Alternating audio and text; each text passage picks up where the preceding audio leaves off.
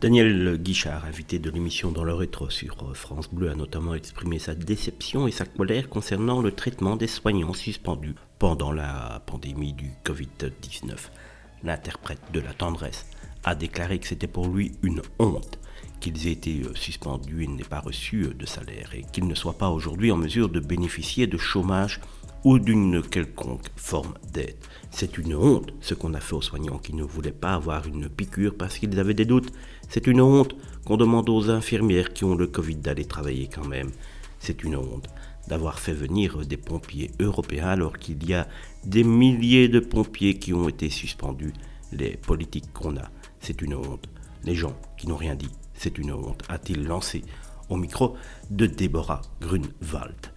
Un passage radio remarqué qui lui a valu d'abord une avalanche de remerciements de ceux qui partagent son opinion, mais aussi les moqueries de nombreux autres internautes. Ah enfin, ça fait 2 ans que j'attendais l'avis de Daniel Guichard sur le vaccin. Reconnu partout dans le monde, l'interprète de Mon Vieux est devenu épidémiologiste à 68 ans après une brillante reconversion professionnelle.